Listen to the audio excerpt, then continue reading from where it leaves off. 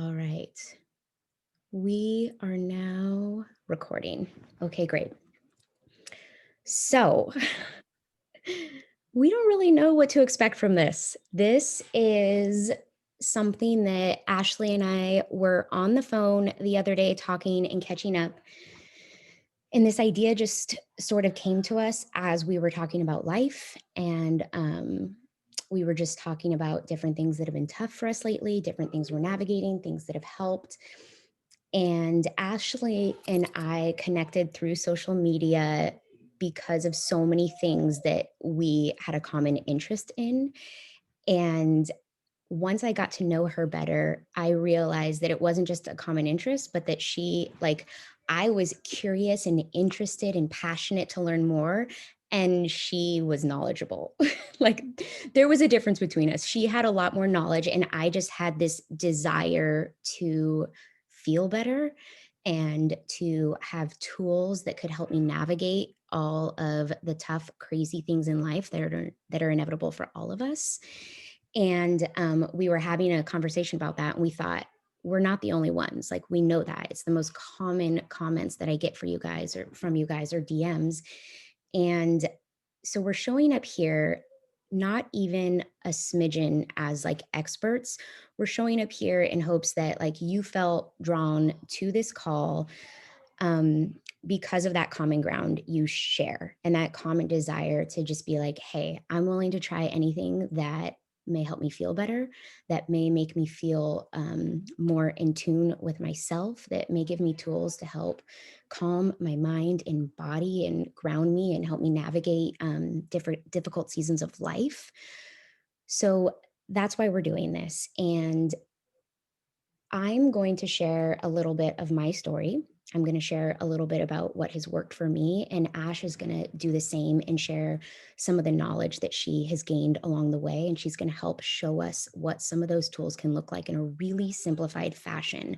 But I want to begin by saying that I'm the person who has not always had a great relationship with the concept of self care or well being. That I would tell the story quite frequently. I knew it was important. I knew that there were entire industries built upon how important it is for us and that that was for a reason. But I was somebody who had sort of a negative relationship with it because I told myself all the time, and I told anybody who would listen, oh, I'm just really not good at self care. It's just something I'm not good at. I'm not good at those routines. I'm not good about being diligent or committed to something like that. I always fall off. And this is the story I told all the time.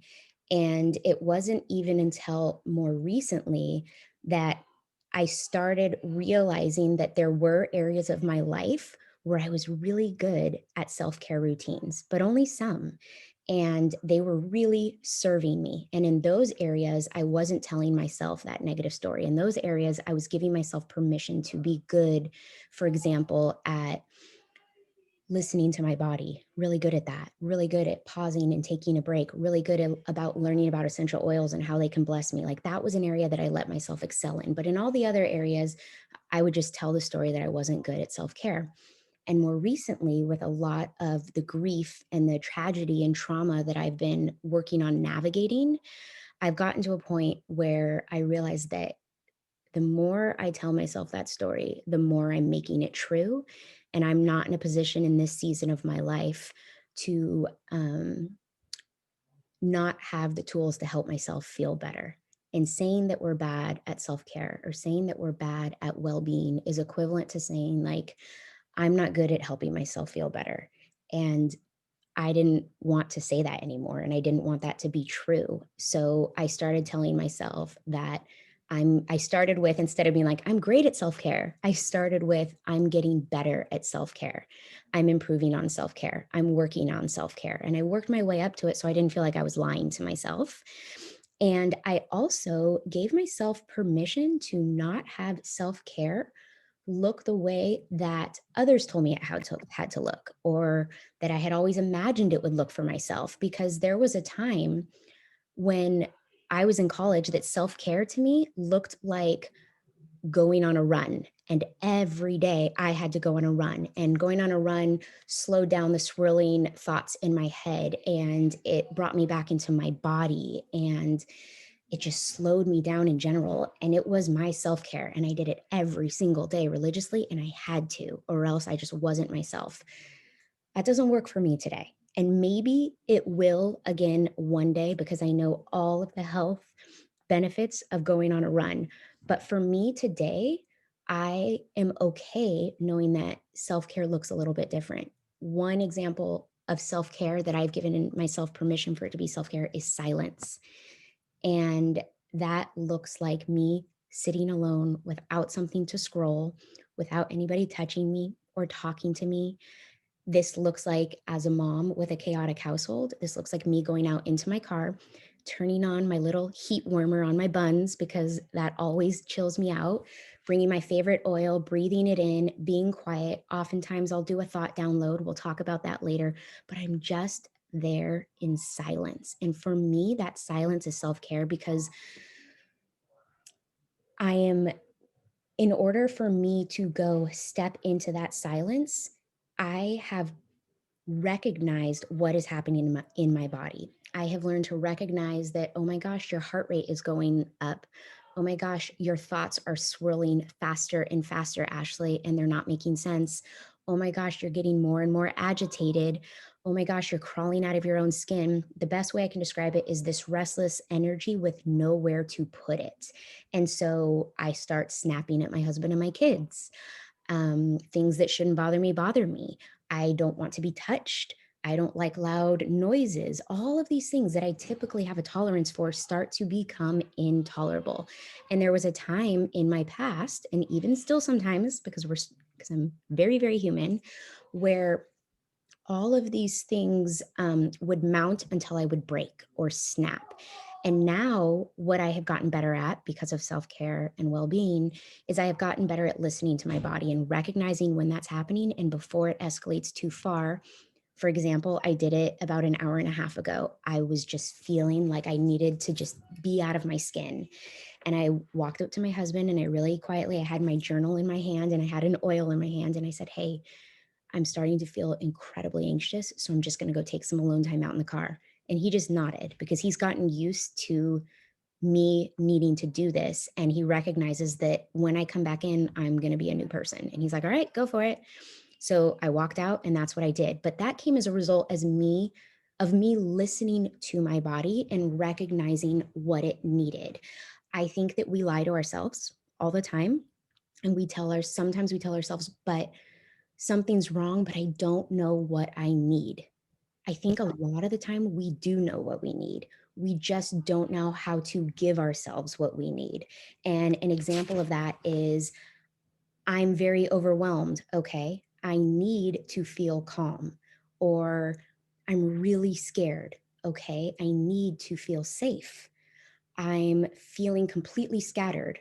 Okay. I need to feel organized. We can take that negative emotion that we're feeling and be able to identify the positive alternative that our body and our mind and our soul feel like we're needing in that moment. So we do know what we need. The disconnect becomes, we have the knowing. The disconnect comes, in my opinion, in the language of communicating with our body and like our soul and our heart. Um, and learning what that language is like. How do we tell ourselves and show ourselves how to give ourselves what we need, for lack of better word? And that's what we're going to talk about today, are the things. Again, I'm not an expert, but I have gotten really honest with myself about being willing to learn what works for me, try it, and then commit to it. Um, because I like the person that I am better when I have those self-care routines. And so we're going to go through a handful of those today. Before we get into the nitty-gritty, I'm going to have Ashley also introduce herself and tell you a little bit about herself. And then we're going to dive right into the things that we're excited to share with you. But I wanted to give a little bit of that background and just tell you that you're not here because you're getting trained by gurus. You're not going to walk away with a certification or some secret knowledge. Many of you on this call probably have way greater knowledge about these topics than we do, or more experience or a professional certification. That's not why we're here. We're here to encourage you to stretch those parts of yourselves and seek out whatever it is you feel drawn to that is going to help you find the peace that you're craving, because that is the only thing we're going to be able to control about 2021. And I'm going to touch on that later. So Ash, go ahead and take it away.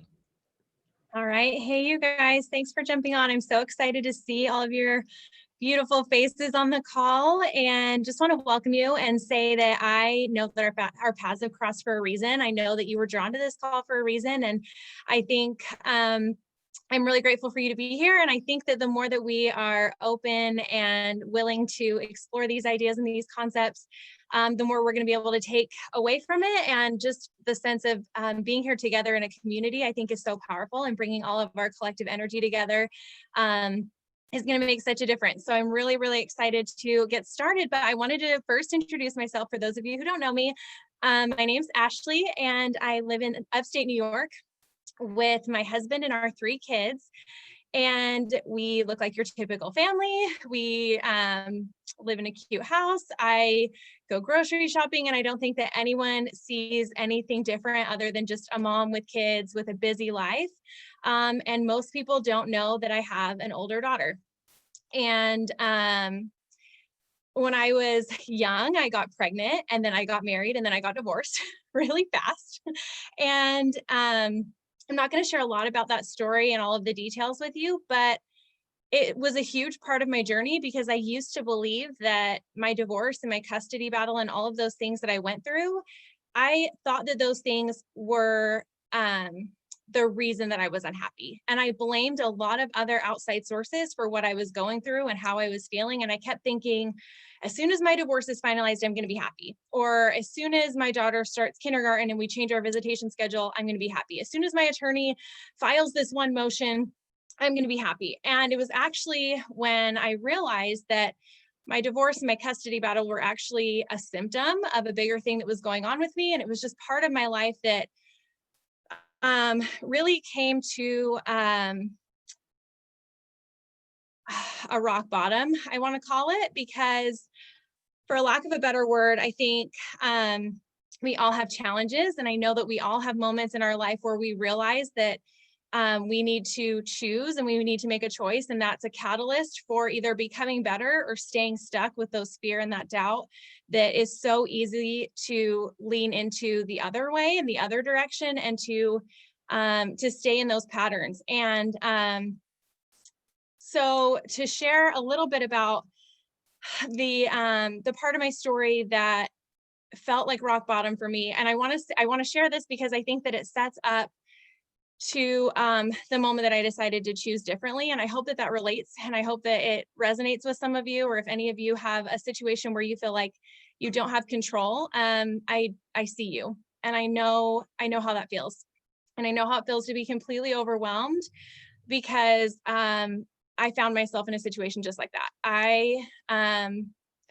My little girl is 18 months old, and I was a single mom living in an apartment, and her dad hadn't been a part of our life since he left when she was like 3 months old. And I opened the door one day, and I had papers served to me, and they were divorce papers. And essentially what had happened was he filed for full custody when he left, and I didn't realize it. And there was an emergency hearing that actually granted him full custody. So for 1.5 years, she lived with me, and we didn't know that. So we basically had to backpedal through the court system and navigate a way to for me to fight to get my daughter back, even though it felt like he didn't want her at the time. And so basically, with a lot of parental alienation, with a lot of the stress of the court system, and dealing with an outdated, it's like we ended up getting a standardized visitation. I don't know if you guys know what that is, but it's basically like one size fits all for everyone. And it was really, really hard to navigate that, and to live with that, and to think that only I felt like bad things don't happen to good people. And I was like, I'm a good person, and I'm doing everything right, and I'm I'm following all like XYZ, and how is this my life? And I just sat there and looked around, and I was like, how in the world is this happening to me? I don't understand it. And I don't know if that's something that you can relate to, where you just hit a point where you don't feel like this is your reality anymore. And it was after a lot of moments like that for me, where I decided to really start listening to my intuition and trusting um, that I have guides and that I have access to divine guidance. And a little bit of backstory: I'm Christian. I believe in a heavenly Father, and I believe in God, and I'm a member of the Church of Jesus Christ of Latter-day Saints. So my faith has actually been really strengthened through these spiritual practices, because I believe that God created all things, and that includes universal laws. And I think that includes laws of nature, and the law of manifestation and attraction and all of those things, because even though there's things that we don't understand, that doesn't mean that they're not true. Because like I think about things like Wi-Fi and the TV and telephones, and I'm like, I don't know how that works, but it does, because it works within God's laws. And so I know that if they're created within those laws, then they must be true. And so I invite you um to receive this and receive this guidance and receive this call with an open mind, in that way that you might not understand tangibly or logically how it makes sense, but um by the fruits you will know it. Like, it's like you can see that if it makes you feel better and it makes you feel uplifted and it makes you stronger and more empowered, then those are things that we need to be adding to our life. Because you guys, we know everything is made up of energy, right? Like atoms, protons, neutrons, electrons, and everything has a vibration. So really quick, I want to show you guys something. So if you want to just put your hands together and just rub them really fast, and just keep going. And then in just a second, we're going to pull them apart. So just really slowly start to pull them apart, and you can feel the energy between them. And I know that this is something that a lot of people, it takes them a minute to gain an awareness of, but everyone feels it. So like, have you ever walked into a room and you feel like the tension is really heavy? Like you can just feel that, like maybe somebody was fighting before you walked in, or you get like chills on your neck, or you feel a pit in your stomach. These are all things that this is all energy, right? So it's all a way for us to communicate with our energetic system. And so ever since I was a little girl, I have had energetic gifts. I see colors. I have a lot of experiences where I would know that things would happen before they actually did. And my mom thought it was wild. Like I told her when I was, I think, like 8 years old, I was like, we're going to move to Utah. And she was like, yeah, right. And then 4 years later, we moved to Utah. And the same thing happened. It was like they were cleaning out their garage one day. And I was like, I think I was like, again, maybe 8 or 9.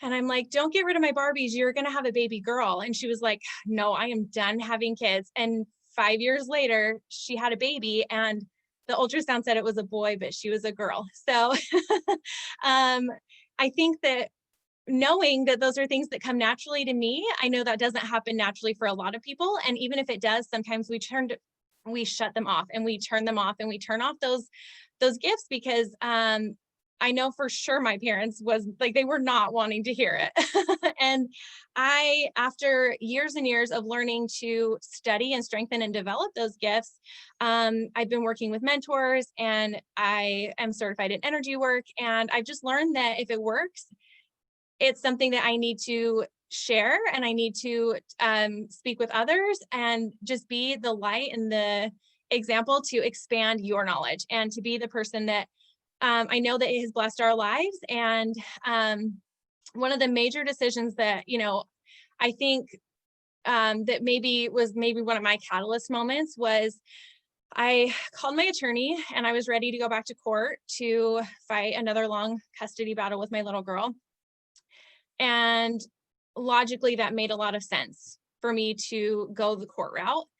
And when I hung up the phone, I heard a voice, and it just said, you need to let your daughter live with her dad. And you guys, that was like my worst nightmare. It was the thing that I always said I would never do. I would never let it happen. Like, you will kill me before this happens. Like, that was the way that I like felt about it. But after having that experience and that intuitive guidance, I couldn't deny it. And I knew that that's what needed to happen. And so I moved forward with it. And I can't even tell you guys how much it's blessed my life and how much it's blessed her life and how my perspective has shifted because of it and how we've seen so many different miracles in our families. Um, because of that. And because of that need to, I felt like I was releasing control of the situation and just being more connected and more guided to what I was being asked to do for our situation personally. So I'm really excited to share more about all of these tools and resources with you guys. So thanks for being here. Yay. Okay.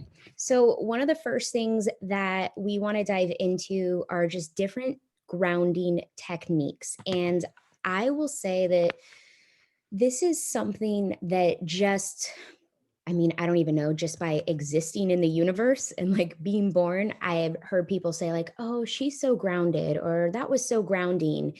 And just from hearing that throughout all my life, I can gather what that meant and what that feeling felt like. And I think whether you have put into practice some sort of grounding routines or not, we all have an idea of what being grounded would feel like. But it wasn't for me until how long ago? Maybe about a year and a half. It was, I mean, yeah, it was about a year and a half. It was a little bit before we found out about Stevie, and a dear friend of mine was getting her Reiki certification, and she asked if she could practice on me. And I didn't know what I had heard of Reiki. I didn't know what it was at all. I didn't know if it was going to be like a massage or if, what it was going to be. And I was just like, yeah, hey, I'm an open book. You can practice on me. Sure. And I remember her coming to my house and putting out a massage table. So I was stoked because I was like, I'm about to get a free massage. And I remember laying down and her putting some lavender and rosemary in the diffuser. And she like wanted to make sure my kids weren't home so that it was quiet. And I'm like, yeah, we got it. It's all good. Can't wait for this massage with like some special technique. And then we began, and like she never touched me. And my eyes were closed and I never felt anything, but I felt everything. And because I had an open mind, it was just this, and she was brand new to it, but it was such a cool experience. And I know Ashley will touch on that a little bit more later with some of her knowledge of it. But I'm sharing that because after she did her little session and I opened my eyes and I'm like, why do I feel lighter? Why does my body feel looser? And you never touched me. And she laughed and explained a little bit of the principles behind it. But she also told me like what she felt from my body, and some of the things she felt my body needed to heal from, some of the things it needed to prepare itself for. And again, as have been so many things since what we've gone through with Stevie, you know, there were so many things that prepared us for what was going to happen. And that experience with Lauren was one of those things. And she said to me, it's going to be so important that you stay grounded. And I'm like, okay. Cause in my mind, I think she's being like, you have to be humble. Like that's what I thought she meant when she was like, you need to stay grounded. I'm like, okay, yeah, like that sounds great. And she's like, no, no, I mean like you need to get your shoes and your socks off, and you need to get your bare feet and your skin, and you need to have them touch the earth. I don't care if it's the grass or if it's the dirt. I need you to do this all the time, frequently. And I need you to feel the energy from your body and the energy from the earth going into each other and going back and forth. And I need you to do that frequently. And I was just like, all right. And at that time, I just was grateful for her wisdom and her experience. And so I started putting it into practice. I didn't realize what it was going to do for me, and how important that practice was going to become for me later. So when we brought Stevie home, and my entire world as I knew it looked completely different overnight, and I didn't have time to break. I wasn't in denial. I was very much aware of what was happening. I was very much aware of everything I was feeling. I was very much aware of what people around me were feeling. I was incredibly sensitive to different energies, especially Stevie's. I was very present and aware, but I also did not have a release of all the emotions that were entering my body and all the energy I was absorbing. And I didn't have a release because there wasn't time.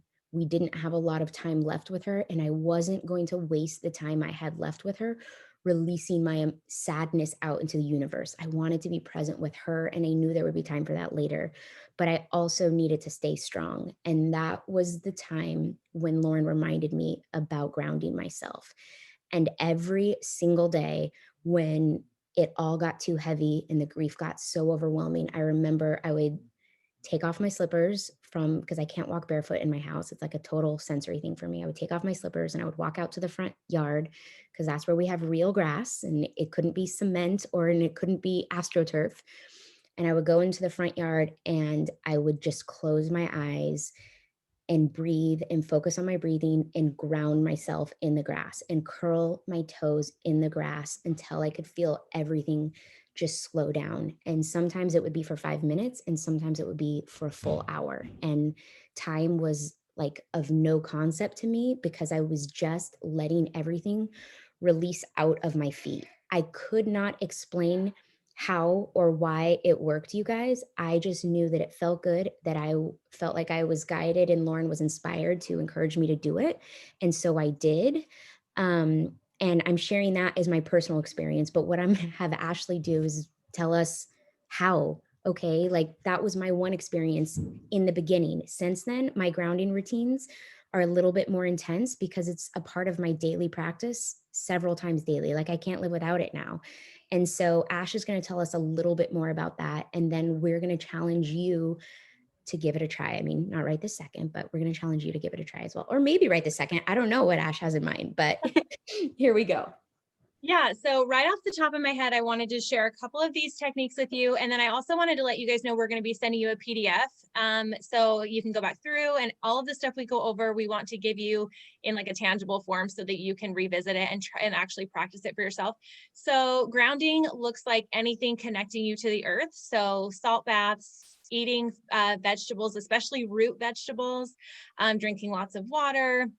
Like you said, even just like hugging a tree, petting an animal, like all of those things that connect you back into like your earth space, your heart space. Because basically what happens when we're in a situation when we feel overwhelmed or out of control, or hurt or angry, those emotions trigger your fight or flight response. And we are no longer in control when we're out of our body, because essentially that's what happens is we're learning that our body is not safe to be in. Whatever's happening to us in that moment, it doesn't feel safe. And we are like out of there. We don't want to like, you don't want to be in that moment. You don't want to process it. You just want to be out. And so for me, when I was going through a lot of, triggering situations where I was feeling super overwhelmed, even as a mom, you guys, like mom life makes you feel overwhelmed, like it doesn't have to be a huge, like it doesn't have to be me going through my divorce. Like this could literally happen to me during the day, during homeschool, um, but basically what this looked like for me at my lowest during the times when I was really struggling, it looked like emotional eating. It looked like shopping and spending money. It looked like, yeah, mindlessly scrolling through social media, binge watching Netflix, anything that it helps you numb out. That is what I look for. That is what I turned to. It was, it was caffeine. It was whatever it was, anything so I didn't have to process what was actually going on. And it was like my automatic response was to feel safe and find something that I recognized that would just make it so that it would go away. And I never actually dug into those feelings or processed them. Because what ends up happening is when we gain that awareness and we learn that there are ways to process those situations, you guys, we take our power back. Okay. Like that is when we are able to say, I'm the one in control of this situation. Okay. I can't change what's going on, but I can change the way that I'm going to react and respond to it. And we have to do that for ourselves. And I'm going to share, like I said, I'm going to share some other grounding tools with you guys, but while I do have you here, I want to go over a guided meditation. And this is one of the ways that you can, we're going to actually gain some awareness tonight. I want you guys to really think about some of the emotions that are stuck in your body, because one of my favorite books is called The Body Keeps the Score. And basically what that means is we live in a 3-dimensional world, right? So we can see things, we can feel things, we can touch things, but we have an energetic body that it lives in a 4-dimensional world, but our cells and our aura and all of the energy, it has perfect memory of everything we've been through. throughout our entire life. Okay. So we might not understand why these triggers are coming up, but our body does and our aura does. So when we can connect back into it and connect back into our body and stay in our body when we're feeling upset, that's when we gain the awareness. That's when we can clear those things. That's when we can process them and we can reprogram them to move forward in a healthy way. Okay. So anytime you feel like your situation is out of control, this is one of the tools that you can revisit. This is one of the things that you can go back and do. You can do it in the moment. We're going to go through some daily practices that feel like prevention, like preventative stuff where you're just doing it all the time. But then this is also one of those like SOS ones. So this is something where like you feel so triggered or overwhelmed, like I'm going to come back to this and this is what we're going to do together. Okay. So I want you to go ahead and close your eyes and take a deep breath in. There you go. And I want you to imagine the last time you were feeling really overwhelmed. It could be with your kids. It could be while you're driving. It could be an argument with your spouse or significant other. Just the last time you felt overwhelmed. And I want you to think about it. And for me, it's like, I'm thinking of a time where I'm like trying to respond to a work email and my kids are running around behind me and they're screaming and my house is a mess and I've got to put dinner on and all these things are going on and I'm feeling super overwhelmed. Okay. And I know this feels really bad. So I want you to sit with this feeling and I want you to ask yourself what emotion you're feeling right now. Is it anger, frustration, guilt? Just the first thing that comes to your mind, trust it. Don't overthink it. Okay. And now I want you to ask for that emotion to turn up. Okay. So have your kids yell louder, have the chaos around you make it worse. Okay. Ask for it to get turned up. I want you to really sit with this in the moment and notice that emotion where it is in your body. Does it feel heavy in your neck? Do you feel tension in your jaw? Do you feel a pit in your stomach? Don't second guess what's coming up. We're just trying to gain this awareness. So there's no judgment. Is it a certain color? Does it feel heavy? Really think about it. And now I want you to take a deep breath and focus on your body. Okay. So in this present moment where you are right now, I want you to take a deep breath and put your hand over your heart and feel it beating. And feel the air coming into your lungs with a deep breath. And if you can bring your breath into your stomach, that's even better. So expand your entire stomach and upper body. Feel the air coming through your nose and out your mouth. Unclench your jaw. Release your shoulders. And bring your awareness back to your physical senses, okay? And imagine that place in your body that feels dense and heavy. I want you to imagine it filling up with light. So that light is going to come down through the sky and it's going to fall like rain, and it can either be gold or white or whatever color you're thinking of. There's no right or wrong way to do this. Just watch or feel this area start to fill with light and wash down through your feet and into the earth. And this is where we connect and we send everything, all of the dense energy and the heavy energy. And you guys, if you can't visualize, you can use your imagination. So just pretend and keep sending it light. And watch as that light comes through, and as it moves through your body, in through your head, down through your neck, down through your chest and through your stomach, out your arms, down through your hips, and let it kind of pool right here in your hips, because we hold a lot of insecurity right there in that root chakra. And then allow it to go all the way down your legs through your feet. Now take a deep breath in and release it and come back to present. And know that you are always connected to this light. This is a light that you can connect to anytime you're feeling overwhelmed, anytime you feel like your situation is out of your control. You don't need anything else. You don't need anyone else. You don't need anything else to tell you what to do. You can always connect to this light. And make sure that you remember that this is a tool that you can use anytime, because what happens is we try to avoid that emotion instead of just looking at it.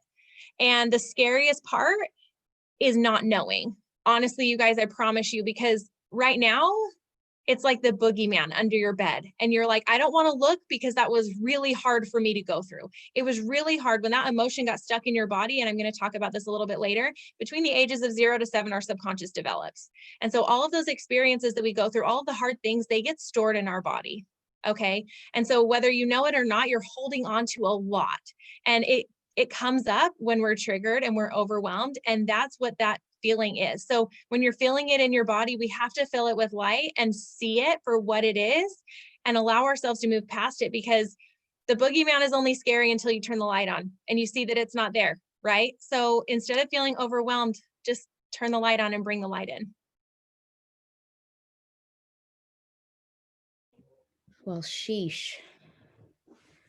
Something like right when we finished that little exercise, Ash, something that entered my like that I just felt was this just immediate feeling of when you had me go back to the last time I was overwhelmed, and it was just not that long ago today. I wasn't like, "Oh, let me dig up a time." I was like, "Okay, well, earlier today." And I went there. I didn't realize I was supposed to be uncomfortable, and my initial thought was like, "I don't like the way I'm feeling. This isn't working. Like, whatever she's doing is not working. I don't like the way this feels." And then you, like, took it further, and I was able to be like, "Oh, okay. We're out, like, we're supposed to not feel good for a second to remind ourselves of that." But as I went back to that moment of overwhelm, um, what I realized that I kind of like that human part of me, that natural man part of me craves when I'm feeling overwhelmed is answers. And so you guided us, and I went back to the part of the overwhelm, and I found myself as I was, when you said turn it up, I found myself being like, give me answers, give me answers. Like, how do I fix this? How do I fix this? How does it get better? That's what I was being filled with. And by the time like I finished, I didn't receive an answer. That's not what happened. What happened for me was peace without having an answer. And I think that sometimes when we connect with these different parts of ourselves, and when we learn how to slow our minds down and really listen to ourselves and listen to our bodies, I think that a lot of times that invites a lot more answers, but I also think that maybe even more, it just invites a piece of not knowing yet, and knowing that it's still going to work out and that we're exactly where we're supposed to be. And so that is going to take us into the next topic that we want to cover, which is really mindset, intentions, thought work, general realm. And this is a journey that I personally started to embark on a handful of years ago, right after I delivered Stevie. And for me, being pregnant, I get hyperemesis and I'm sick the entire time, and I'm in bed and I don't get to show up in my life the way that I am accustomed to. And so, as a result of feeling, in addition to feeling sick, I also fall into like a deep, deep depression. And it is not pretty. And people who are close with me don't even recognize me anymore. And it lasts for the duration of my pregnancy. Long story short, because I'm going to tell a little bit about that more when I share my daily practices with you guys. But when I came out of that fog, I also found myself stepping into and accepting and being willing of this journey of really getting to work on my thoughts and really identifying what those thoughts were and taking responsibility for them and committing to changing them, and to realizing that as a person who is a massive control freak, as a person who has OCD and has control issues and likes to know what's coming, I had to realize that the only thing in my life that I actually had control over were my thoughts.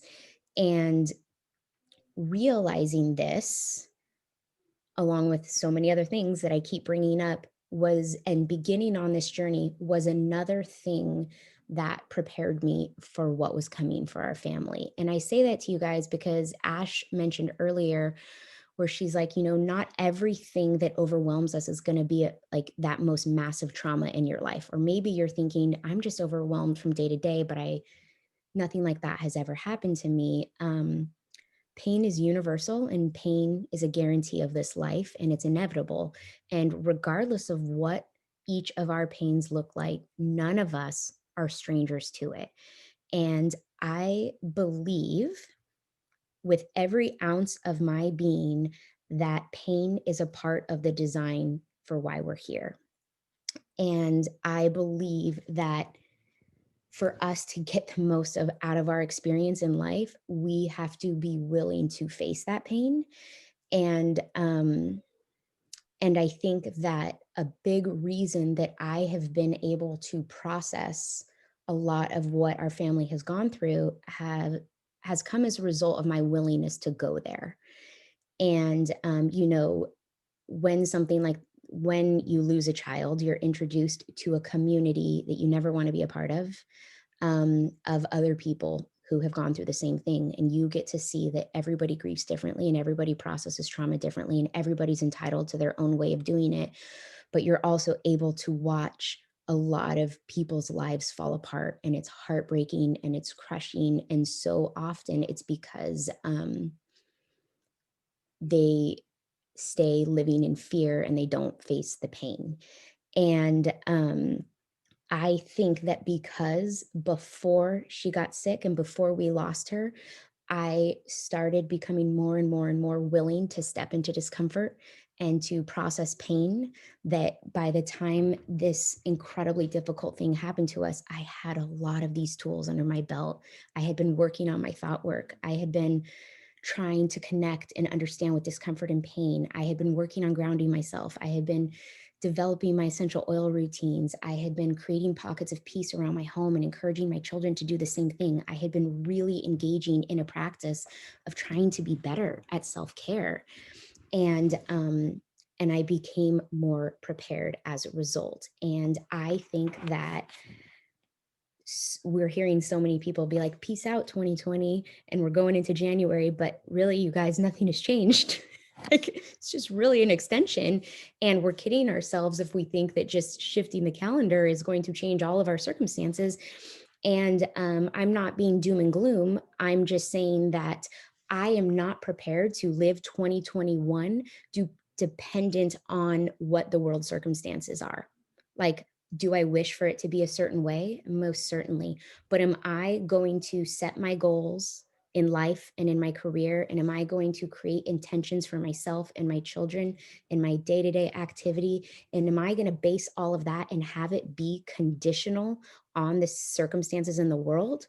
No, because I'm going to flounder and fail and be disappointed and hit rock bottom if I do that, because I can't control any of that. The only thing I can control is my mindset and my willingness to embrace the pain and loss and disappointment of this season and ask myself, what is the lesson in this pain? And you guys, I can say this with authority. I can, because I've lived it, that the pain is awful. It is. But when you find the purpose in it, the power in that purpose is so much stronger to match that pain. And beautiful, amazing miracles manifest from that pain. It does not make the pain easier. It doesn't. I wish it did. That's part that I wish would happen. I wish that as the miracles are unfolding, that the pain got easier. It doesn't. That's just been my experience. But the beauty is also magnified. The beauty is so magnified, and that exists alongside that pain. And you're able to identify it so clearly because you know the other side. I will tell you that one of the number one questions I get asked all the time is, or not asked, but one of the things that people say to a parent who has lost a child, and I don't think there's anything wrong with saying this, so don't change it, if it still feels like the right thing to say to you, but everyone says to me, like, I can't imagine what you're going through. And maybe in many ways they can't, but I don't believe that that is true. And I think that that is another lie we tell ourselves, because I think anyone on this call who has not lost a child can imagine exactly what I'm going through, because pain is relative and it's not meant to be measured or compared to anyone else's pain. I don't want you telling yourself, well, I just broke up with my boyfriend and this hurts more than anything's ever hurt in my life, but nothing compared to what Ashley went through. Like, who am I to complain? Who am I to think that this is hard? And then before you know it, you're on a shame spiral about how dare you. I'm sorry, that doesn't take away your pain of breaking up with your boyfriend.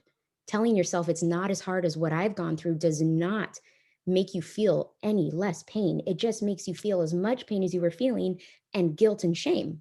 It does nobody any favors. So instead, it's about seeing our pain. And I want, when you imagine my loss and you think, I can't imagine that, I want you to take the greatest pain that you've ever experienced and know that it is equivalent to my loss and that it is the same, because both of those pains are the greatest that either of us knows. So it is relative. I don't know if you guys follow Dear Lizzie on social media, but she has been an Instagram acquaintance friend of mine, and we have followed each other for years, never met in person. And a couple months ago, her husband, who is also really big on social media, and he's a hero to a lot of people and doing a lot of really amazing things out in the world. And they're young, they're younger than me, like they're in their early 30s. And he unexpectedly passed away. And this was just a couple months ago. So I had already lost Stevie, and and it was not sick, like just out of the blue. And I'm telling you this story because my first gut instinct watching her have her young children and be and watching their provider and her soulmate, and you guys, their love story was one to be admired and watched, and it was real and it was raw and it was beautiful, and they, everything that they got they gave back, and it's just a beautiful story. And so watching this couple who was going out and changing the world based off these things her husband Colin was passionate about, and watching her lose him, and then watching her and her community navigate this pain, I was like, I was a wreck. I was like, is this really happening? I was a wreck. And I remember thinking to myself, and I cringe to even share this, but this is complete vulnerability here. I remember thinking to myself, that's harder than what I went through. What she's going through is harder than what I went through. I could never survive what she just went through. I told myself that. I told myself that. And then I realized that pain is not meant to be compared. It's not. It is meant to be the thing that helps us connect, you guys. But I'm telling you that story because here I am, somebody who has endured something absolutely horrible. And now I see somebody who, that almost feels worse. How is she? These kids are like, everybody's falling apart. What's going to happen? I couldn't do this alone. I couldn't do this without my spouse. All of these things I'm imagining. And my worst nightmare, we all have our worst nightmare. We all have our most difficult day. We all have our rock bottom. We all have our biggest fear. We all have it. And if instead we just walk around this world looking at people, knowing that they, instead of looking at them and being like, they have no idea what this feels like, if we look for the common ground and instead we say, their greatest pain is equivalent to my greatest pain. And that's the only form of measure that we have. And that's a complete digression, but I'm sharing that because that was a choice I had to make in my thought work. I had to decide that I was willing to see that pain had a purpose in my life, and I had to choose to learn from it. I had to see it as an opportunity to learn and to grow and to bring blessings into my life, or else it was going to always be something that weighed me down and held me back and held my family back and didn't allow me to show up for them and for others in the way that I want to. So I share that because that's also my challenge for you guys. And Ash is going to go into that a little bit more. But my challenge for you is to um, don't shame yourself about your pain. Don't compare it to somebody else's. Um, don't, but if your pain, if you think your pain is bigger than everyone else's, I want you to stop that too. I want you to realize that it's all relative, and that I encourage you to use your pain as an opportunity to connect with another human over their pain, that it has the ability to bridge so many gaps for us, you guys. Pain is the easiest thing to bridge us because we can relate to pain from our enemy quicker than we can relate to the love of our enemy. I really believe that pain is actually the quickest path to love, but we spend our entire lives running from pain and avoiding it. when really the embracing it can open up a completely different chapter of purpose to us. So that is my challenge for you guys. That is probably the most important bit of thought work that I've ever had to do. And Ash is going to talk to you a little bit more about what does actually, okay, great. So do I just snap my fingers and tell myself to change all of my negative thoughts into positive ones? Like, what does that look like a little bit more?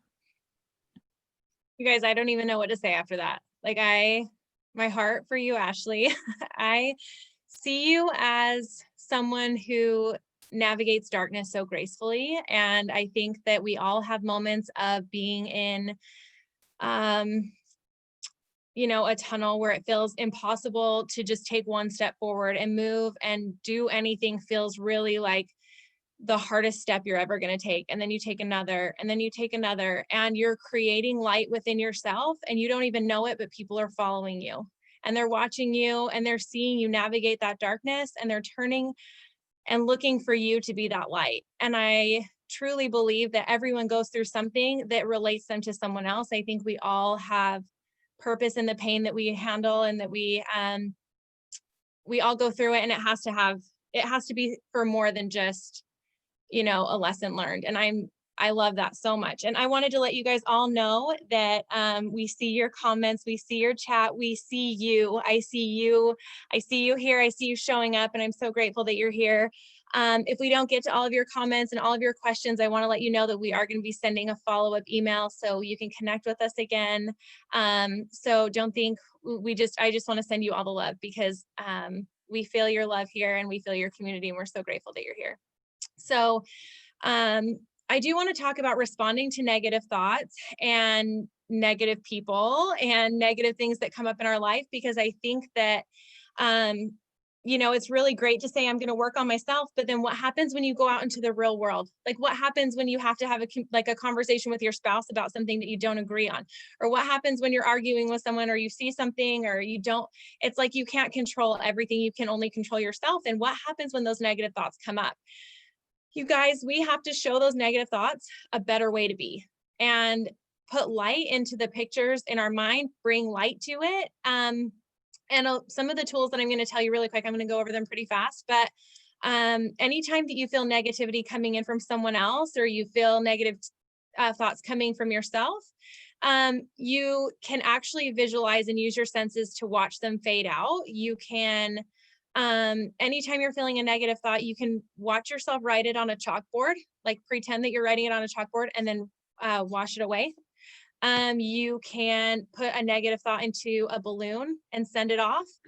There's power in frequency and repetition, and negative thoughts are amplified when people around you have negative thoughts. And so it really is so important to choose your community wisely and to choose who you spend time with and to choose what you're consuming on a daily basis and what you're bringing into your life. This isn't consuming like food. This is literally like everything, media, books, whatever you're doing. And we have the choice to be really uplifting and to surround yourself with that or to feed into the negativity. And as an empath, I take on energy from other people very easily. And I never knew that it wasn't mine until it was like, I can't even remember specifically the feeling it was, but it was like doubt and worry and fear. And that's not my natural state. But my husband came in and I was like, whoa, he's worried about something. And I didn't even realize that it wasn't me. So gaining that awareness is huge. I think it's so important to use those tools to recognize what is yours and protect that energy, protect what is yours, and send love and light to the people that you can't control. Because I'll share an experience with you that I just a couple months ago, I have a high conflict ex and we went through an intense custody battle. And when I tell you guys that they try to just do things to make things difficult, I swear that's what it is. Like, it's like they know what buttons to push and I react. It's like they want to see a reaction and I give it to them. Like, I just want to text back and I want to be the person who's right. And I want to just like, oh, like it just bugs me so bad. And so I used to send, super long texts and defend myself and be like, oh, and I have to prove a point. But you guys, you don't win arguments with someone who's not willing to listen.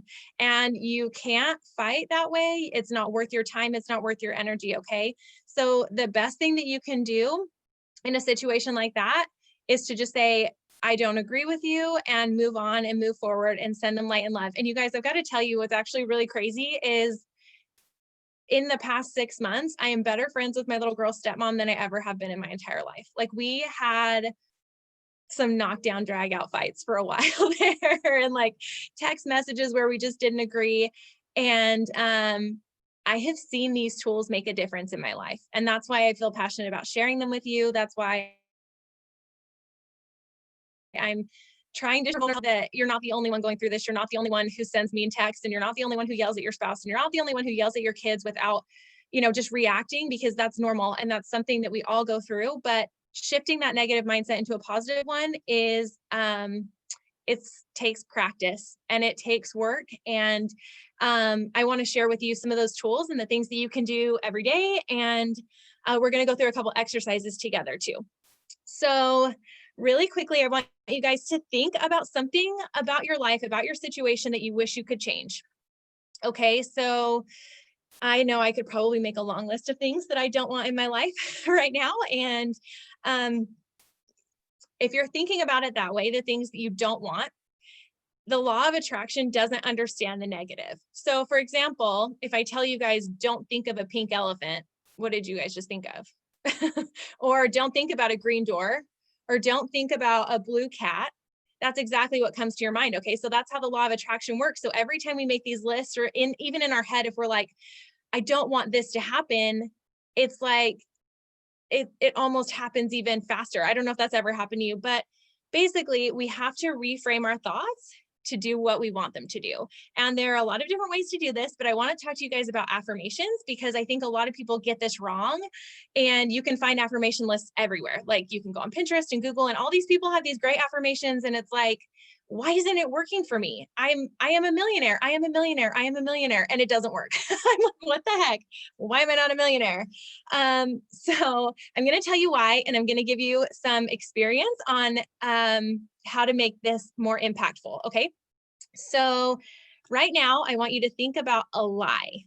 So I could say for me, like, I am a man. I live in Wisconsin. I, I don't know. I have 10 kids, whatever it is. I want you to say the lie and think about the lie and say it out loud. And now ask yourself, where did you feel that in your body? Like, does it, like, for me, it feels kind of weird, like in my stomach. Like, I'm just like, oh, that doesn't feel right. Okay. It doesn't feel good. And now I want you to think about like a really big goal that you have where you're like, I want to live in my dream house. I want to be a millionaire. I want to, all of like this huge outlandish goal. And do you feel it in the same place? Can you feel that it's disconnected? Like, can you feel that it's different from something that feels doable and tangible?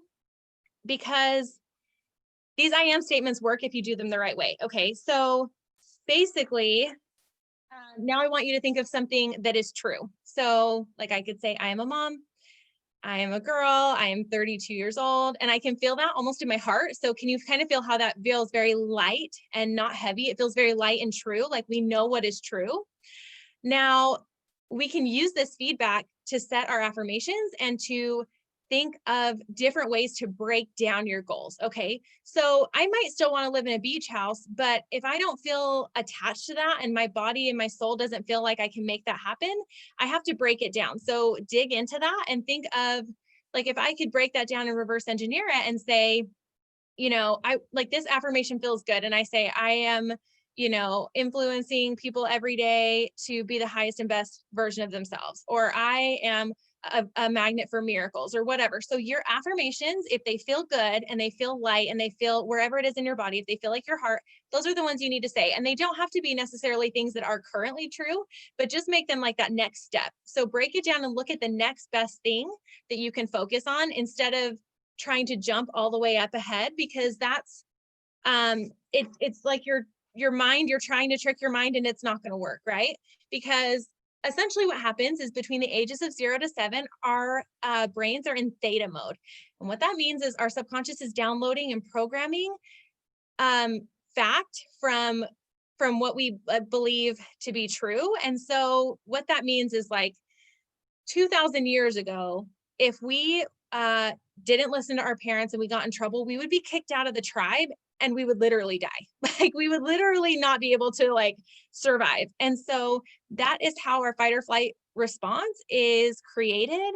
And our brains experience those things as fact, and it doesn't understand the difference between what is actually happening and what happened in your past that created that response.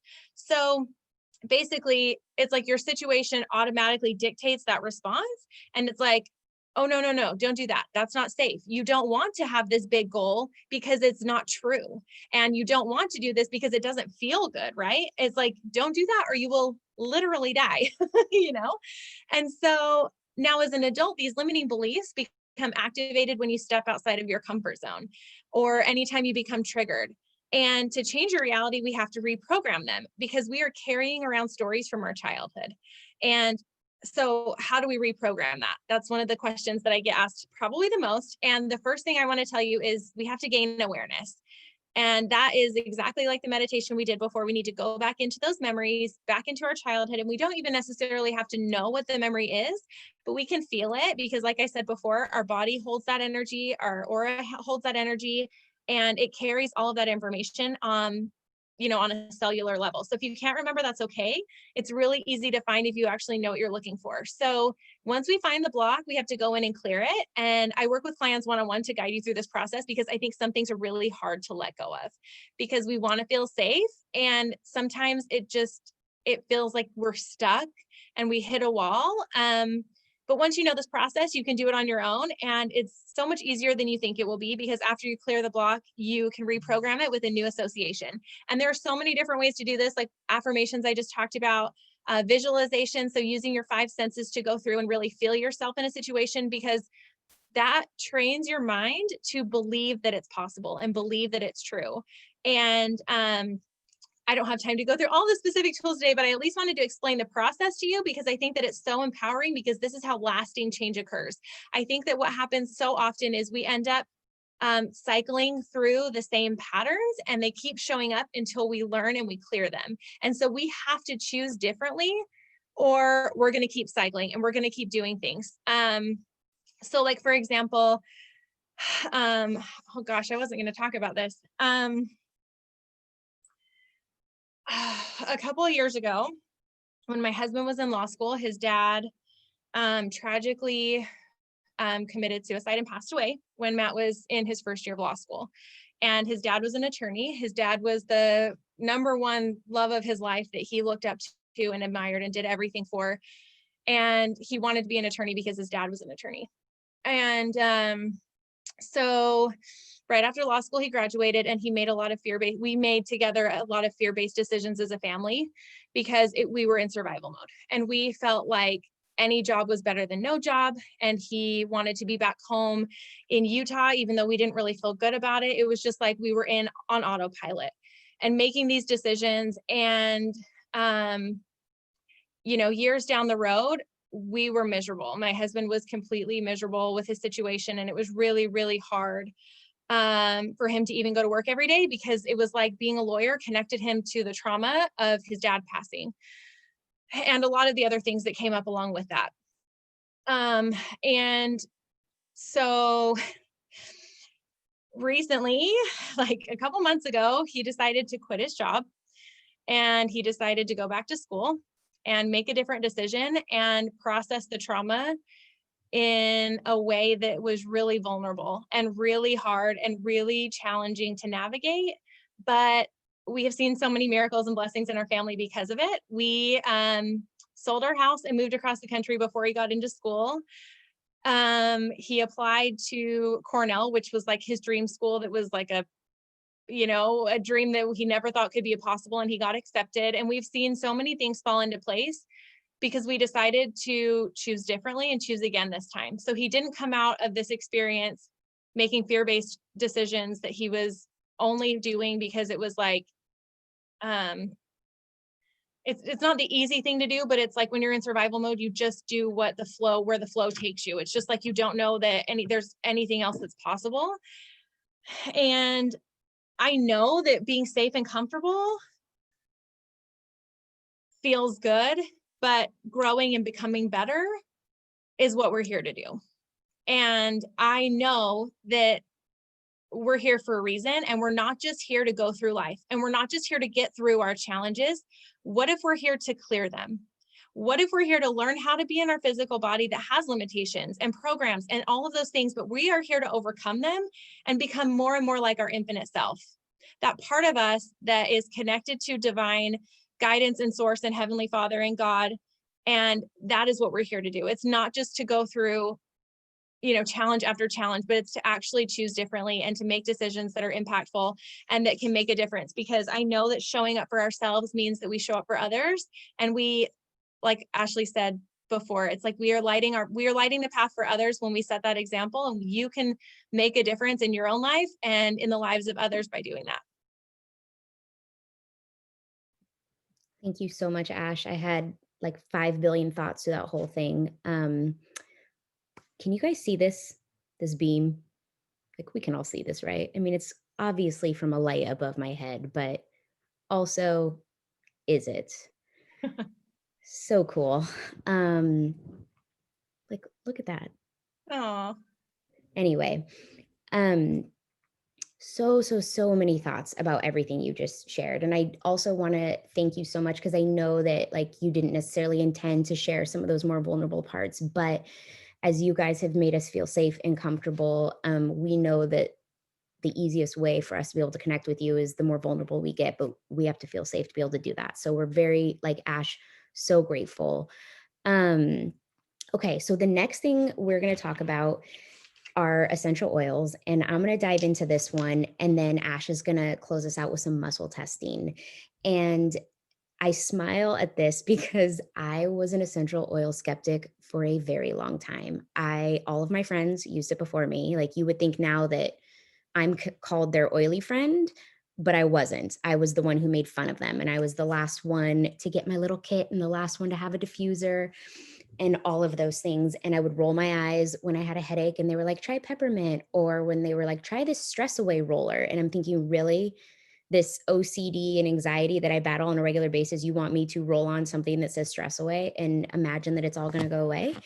And I would laugh all the time and tease them. But again, that time that I mentioned earlier, when I was postpartum with Stevie and I was stepping into a season of being willing, mostly it was willing to grow and willing to make changes and willing to accept that I didn't have all the answers and I had a lot to learn. So I was going to be teachable. That was the only way I was going to grow, is I was going to have to be a lot more teachable. And so I opened myself up to the lessons of the universe and the lessons of people around me. And I was determined. I was nursing, so there were a lot of medications I couldn't take, and I was determined to not have postpartum depression this time. And so I'm like, fine, I'll try oils, like whatever, not expecting them to work. And I began with lavender, and I would just use it at bedtime because I was having trouble sleeping. And I enjoyed it. Like, I liked it. I wouldn't say I felt like my life was altered. And I would diffuse it, and then I would put it on my body and I would drop it on my pillow. And I just did that every night. And it just became this routine. And before I knew it, I was doing it without thinking about it. And then I ran out of lavender. And I was like, oh, well, that was a good run. We had a good run. And then that night I was restless. And then the next night I went to go through the motions and, oh, yeah, that's right, I'm out of it. And then the next night I was like, I'm out of it. And then it was like, you know what? I need to get more. And it was when it was removed from my routine that I realized what an impact it had had. And that's when I became more open minded. And I will say that the second I opened my mind and was like, maybe that was helping, that is when I began my journey, which is a much longer story, but that's when I began and I'm going to keep it very brief. That was when I began my journey of learning how to use essential oils with intention. And here's what I mean by that. When you guys know that this is something that I'm incredibly passionate about, so passionate about it that it is my full-time business. So I have a lot of opportunities to talk to people about essential oils and get their opinions and answer their questions. And one of the things people most frequently ask me about is, I am so stressed, or my kid is so anxious, or this. But really, how are oils going to help with that? And I tell them they're not, if you don't help them help. So here's a little bit about how essential oils work. And I am not an expert at all. Again, just enthusiastic and passionate about it. But our only Out of all of our senses, the only one that is directly connected to the part of our brain, the limbic system, where we have our emotions and where we process memories, is our sense of smell, which is a big reason why people use scents in different therapies. That's why when you get a massage, there's lavender. But in addition, they have a lot of physical properties too when they're applied to your skin. So when people, when I give somebody a roller and I'm like, try this out, it's incredibly calming, they half expect that they're just going to take the roller, roll it on their body and be like, yeah, I don't feel calm. And so, what I train people and where I put a big emphasis, and I want you to take this concept and apply it to so many different areas of self care in your life, not just with essential oils, is that we have to use these tools that are designed to better our life with intention. We have to use them consistently, and we have to use them proactively, not after the fact. I mean, yes, if you're having a meltdown and you're overwhelmed and you're having a panic attack, I want you to put on your oils, but I also want you to have put on your oils at the very first sign of those things happening, at your increased heart rate, or better yet, do you know your body well enough to know what triggers you? Ash has talked about this a lot tonight. What are things that trigger a certain response out of you? Some of those things we can set boundaries and get those things out of our life, but a lot of those things are just a part of life that we have to learn how to cope with. So I have learned, okay, I'm going to a PTA meeting. Hello, trigger for me, like social anxiety, overwhelm, aggressive opinion, overwhelm, too many decisions, like, last place I want to be, but I need to do this and I can't avoid this forever. Those are the situations in which I'm talking about preparing yourself in advance. Be proactive with your self care, not always reactive. So, those are the times when I'm in the car. And when I say use oils with intention, yes, there are certain oils like Valor, like Peace and Calming, like Stress Away, like lavender, like different citrus essential oils, different grounding oils like frankincense. These oils are designed to help us feel calm, for our bodies to relax, but they're not a sedative. So we have to encourage and invite them to do the work on our body that we need them to do. So before I walk into that PTA meeting, I'm going to sit there and I'm going to take my Valor and I'm going to put it in my hand and I'm going to go through, just like Ashley told us, some positive affirmations and some positive thoughts. And I'm going to sit there and I'm going to focus on my breathing. I'm going to rub my hands together. I'm going to do what we call a scent tent, where I breathe them in deep. And I'm going to do this several times until I feel my jaw relax, my shoulders relax, my stomach relax. I'm going to do the exercise that Ashley walked us through. I'm going to do it with my oils. And that is how I am incorporating essential oils into my other self care routines. But here's what it's also doing that Ashley mentioned earlier. Ashley mentioned that we have to practice these things and do these things on routine so that we train our brains to think a different way. That's what essential oils have helped me do. For example, with my OCD, I am learning how to take the negative behavior that is harming myself and replace it with a positive behavior that is benefiting me. And in doing that consistently and proactively and regularly, I am retraining my brain to seek a different form of input when I am triggered or in anticipation of a triggering event. So I already know now out of habit, oh, that person that I'm going to be forced to have lunch with at that birthday party is always a trigger for me. How can I prepare myself before that? Before I go to family Thanksgiving, whatever it is that is your trigger. Um, a big one for me before Zoom school or doing homework with my kids. You guys, trigger. I am not my best self. And speaking of buttons to push, that is their time that they know how to do that most. So I have zillions and zillions of videos on my Breathe and Bloom Essentials Instagram page where I go over specifically how to set intentions and how to incorporate essential oils into those intention settings so that it's more effective. And rather than, like, some of those were things I was going to cover tonight, but we want to be able to get through some of these other parts before we wrap it up. So I encourage you to hop over there, and if you have any questions about that, you can email me anytime. And it's been a huge blessing to me, and it's been a really, really cool thing to teach my children how to use these as a tool. And I want to cover that really quickly because when I'm encouraging my kids to use oils, it's not just like, oh, you're stressed, roll the oil. What I'm really doing is a little bit of reverse psychology on them.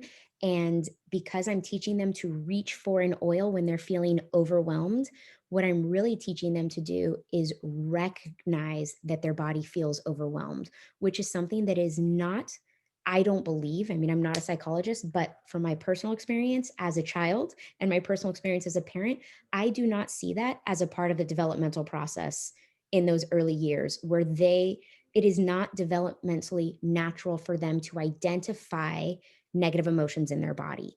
And a lot of us come from a generation where we were not taught to do that. And we are now way down the line going back and reteaching ourselves, but we have the ability to teach our children these skills now. So by teaching them to reach for peace and calming when they're overwhelmed or they're having separation anxiety or whatever it is, I'm really teaching my sons to identify a feeling in their body and reach for something healthy, not reach for overeating, like we mentioned earlier, or drugs later in life, or whatever it is. I'm not saying that this is the cure all or the answer to those things. I'm saying that we establish healthy routines and healthy coping mechanisms for them at a younger age so they're not like us trying to like gobble it up all at the end.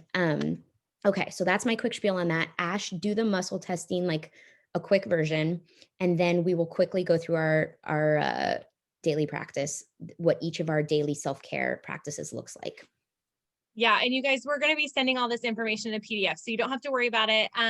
But I'm so excited to talk to you about muscle testing because this is the one thing that if you take nothing out of this call today, I want you to remember this because this is how you get answers when you're stuck in like, and you don't know where to move or how to go forward. This is a way to connect your body to divine guidance. And if you don't know how to connect your intuition and you don't know how to get answers and you're not naturally receptive or whatever those stories are, your body receives biofeedback from the cellular memory and our energetic field, which holds all of our memories and our experiences. And it is literally the thing that we can do to connect us to that divine guidance because, you guys, our soul is not in our body. Our body is in our soul. Okay. So they work together to give you this feedback. And muscle testing is one of the ways that you can receive answers if you are having a hard time. So one of the easiest ways to do it, and you guys can do this with me, is to make two okay signs with your fingers. And then what you're going to do is you're going to connect them just like that. So it's really easy to do. And then just kind of get a feel for what it feels like. And the first thing you're going to do is say something that is a complete lie. So like, I'm a man, and try and pull them apart and feel if they break easily or if they hold tight together. And you guys, obviously you can break your fingers apart. Like they're not going to be glued together where they're impossible, but get a feel for like, tell yourself a couple lies and then tell yourself a couple things that are true. Okay. So go through and really learn what your body is trying to say. If you're having a hard time getting answers, connect to the light. So really open your aura and your energy up to receive guidance and expand your energy and ask, is it in my highest and greatest good? And then that's your question. So you have to be really careful when you're doing muscle testing to make sure that you're asking the right questions and not just any questions. So if I were to be like, if I go to Target, am I going to find the dress I want? Like, that's so vague. But if I'm like, is there a dress for me at Target that makes me feel like $1,000,000 when I find it? Like, that's what I want to look for. And it's, so you're really looking for a way to, or if I say, if I choose this item off of the menu, is it going to make me feel like this food is blessing my body, or am I going to feel like crap afterwards? You know? So this goes for anything, literally. Like, you can, oh, so this is a funny story. I was driving down the freeway the other day and I was, picked my little girl up from the airport in Philadelphia, and we were driving home and it was like 2 o'clock in the morning. And I had this like intuitive feeling to pull off at a gas station. I had like 60 miles till empty. And I was like 40, I don't know, no, like 20 miles from Scranton. So I knew there was like a bigger city. And I was like, I'm not going to this crappy gas station. I'm just going to keep driving. And my intuition was like, no, get off the exit, turn around, like go to that gas station. Yes, Grant's a real place. Yeah, we have to drive through it. Anyway. Yeah, so I'm like, I passed the gas station and it's like, turn around, like go back to that gas station. And I was like, no, that's so dumb. I'm just going to put it in my GPS. So I pull my GPS out and I put in the gas station and it shows that there are like 20 gas stations in Scranton. So I'm like, oh, I'll just stop there. You guys, I start driving and I get off and I'm down. So like my GPS isn't, or my car, it's like not even showing how much gas I have left. It's like really getting low. I get off the exit and I drive to where my GPS says to go for gas and it's closed. I was like, oh, okay, I'll go to the next one. And I went to the next one and they were all literally closed, you guys. And I was like, I'm going to run out of gas. It is 2 o'clock in the morning. My little girl's in the back seat, like asleep. What am I going to do? And I muscle tested it and found a gas station that was open 24 hours. And you guys, I don't even know. Like, I swear, I do not know how I found this little gas station, but I found it. And it's like such a dumb thing, but if you're literally feeling like stuck, you guys, we have guides and spirits and loved ones that are surrounding us. And I know for a fact that we're not alone. And we don't need to feel like we're alone. And we don't need to feel like we have to go through things and live our life like it's, in a way that's disconnected. We have the opportunity to connect in and feel like we are assisted with everything, like literally everything. And so with that, if you guys, the muscle testing helps a lot when you're trying to find an answer. That is a great way to get yes or no answers.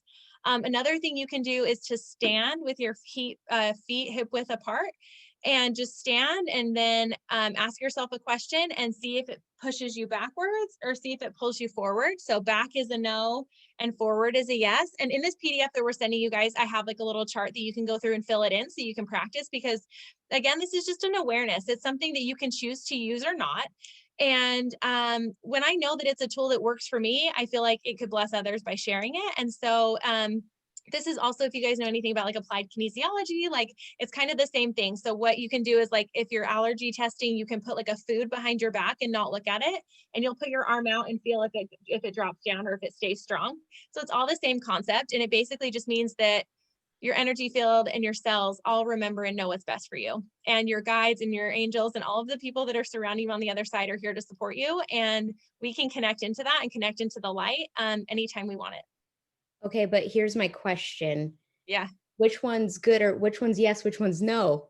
So yes is it holds tight. So you can't break it if it's a yes. So like if you are saying like I am a mom, it'll hold really tight. So yes, you could probably still break it, but if you'll feel it, and if I say, I'm a man, like I feel it break very easily. So does that make sense? Sorry, I should have been Yes. really clear on that. And I would say, as somebody who was sitting here, I said I did the I'm 6 feet tall, and it told me yes. But again, I'm doing that as I'm listening to Ashley, as I'm fielding your comments, as I'm laughing about Scranton and all of that.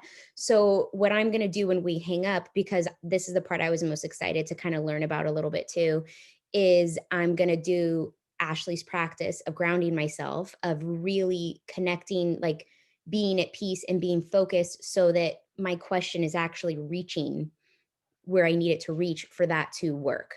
And if So you have a hard time, yeah, the standing with your feet apart and waiting for the pushback or the pull forward. So like I was at Barnes and Noble the other day and I had like 3 books and I couldn't decide which one I wanted. So I held each book and I felt if it was a push back or a pull forward. And that's a lot easier to feel in your body because it's very obvious. Like you can tell that, where this, I think you can like coerce yourself almost, you know what I mean? Like you have more control over this, where you're like, oh, that doesn't really work. But if you trust it and you learn your body, I think that's kind of what I wanted to like go. really, when I'm Yeah. doing this, I feel like espionage, and like I'm literally like tricking myself, and it's like I play a total mind game and I way overthink it when I'm doing this. I don't think personally, as a layman here, I don't feel like I have enough experience or trust myself enough yet with that. But this one, like, that doesn't make my brain overthink. I'm going to start there, and I'm going to do it with books, because I have a whole stack of books that I don't start because I want to read them all and I'm overwhelmed about where to begin. That's literally what I'm going to do. Okay, Ash, I think that we save our daily practice for the email, just because, her and I can talk forever and we've already taken so much of your time. I'm going to share one thing that I do in my daily practice that works very well for me. And then Ashley can share one thing from her daily practice that we do. And my main thing is that I have identified for me that of, in addition to grounding exercises and my oils and all of this, that if I am able to take aside the time, that the thing that works the best for me are what I call thought downloads or a brain dump. And that is, I have a zillion of these. My whole family knows, like, I have these on a regular subscription on Amazon because I fill several a month, goes with me everywhere. And I earlier, when Ashley said, go back to the last time you were overwhelmed, and that was me earlier today. And I told my husband I need to go out and sit in the car. I went and I took my notebook, and it's nothing fancy. I don't have to have like a pretty bound journal, and you don't have to overthink it, and it doesn't have to be just right, and your writing doesn't have to be neat. And you write with no expectation and no plan. You just dump it. And maybe it's incomplete sentences, maybe it's bullet points, maybe it's like the most beautiful prose you've ever written. Whatever it looks like, you just don't let your pen stop and you get it all out. You release it, even if it's not nice, even if it's not positive and fluffy, even if it's not all the things that we're trying to tell you to incorporate more of in your life. You need to find a way, or at least it's worked for me, of releasing it from my body and getting it on paper as my first step of not feeling heavy about it. So this is a practice between doing thought downloads and doing a gratitude journal. And again, the gratitude journal doesn't have to be intense. It's just about really taking pause. And even if you're having a crummy day, how quickly, the quickest way to shift our thoughts is to remind ourselves what we're grateful for. And we can all come up with something to be grateful for. We can all come up with something always. And that is an immediate shift in your thoughts, and it can transform our entire day. If we get our day started off on the wrong foot, and if we don't pause and make a conscious effort to shift it, it is a guarantee that the rest of our day is going to continue on like that. We have the power to stop it and shift it.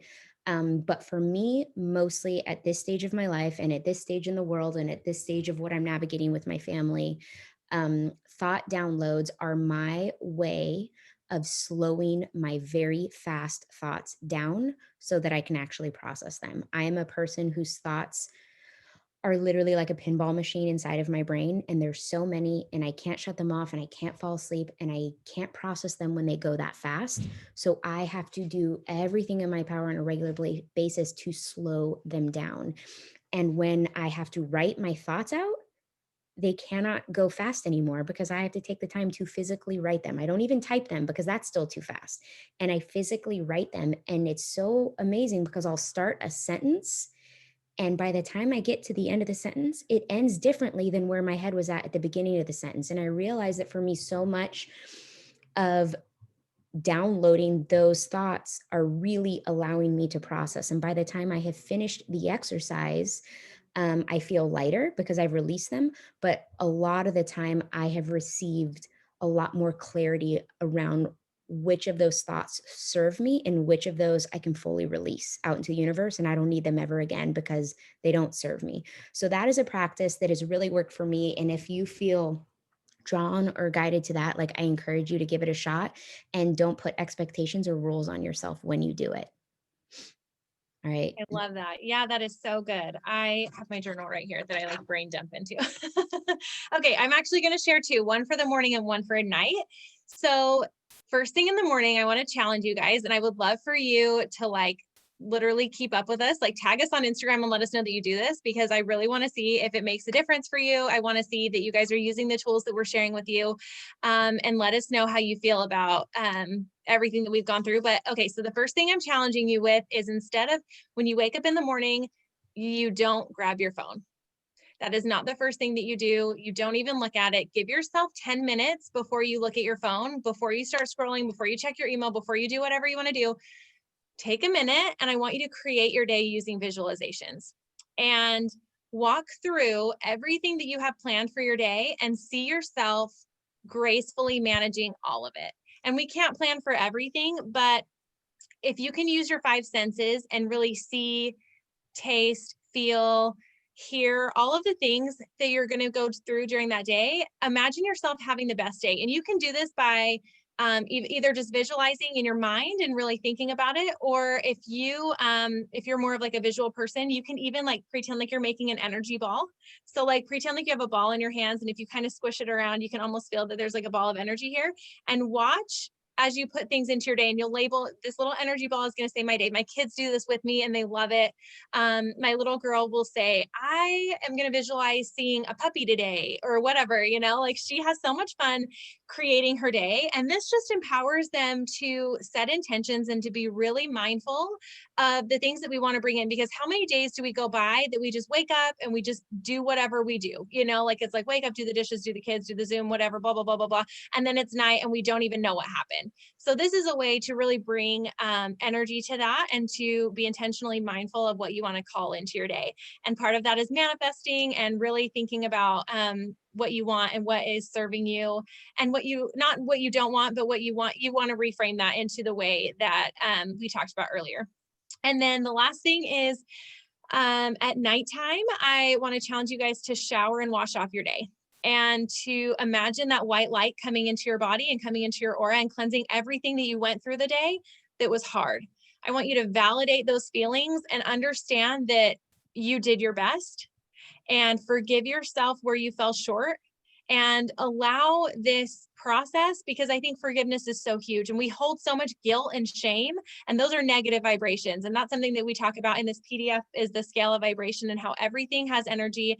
And we feeling those going to bed feeling angry, or going to bed feeling like, oh, like I have so much mom guilt, I didn't spend enough time with my kids today. I don't know if it's you, but I kind of replay all those thoughts in my head, like Ashley was saying. So brain dump onto your into your notebook, take a shower, and literally physically feel the water, feel it hit your head, feel it wash down your body, and watch it go down the drain. And you can literally visualize all of that.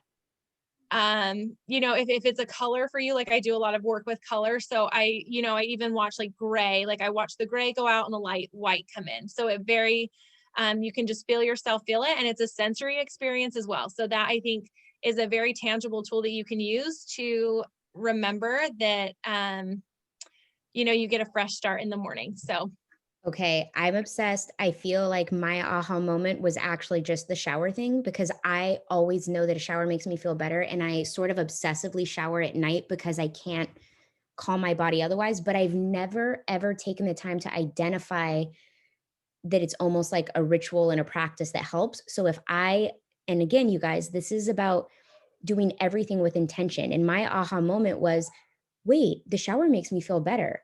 I've learned that about myself. I'm recognizing that. So now, what if I shower with intention?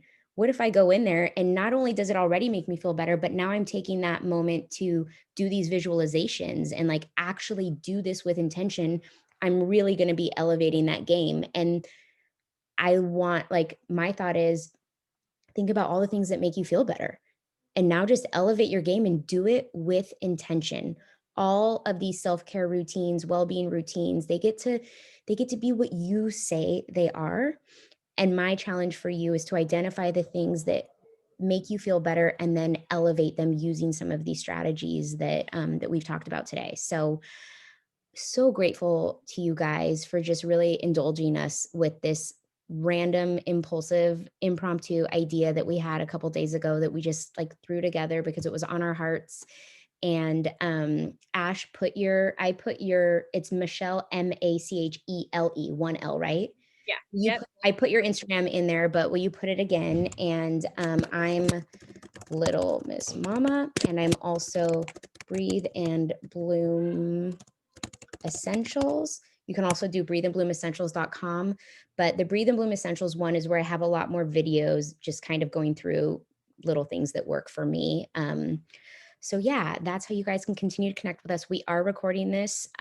We will put it Ash and I will talk about where to put it because we didn't, again, this was impulsive.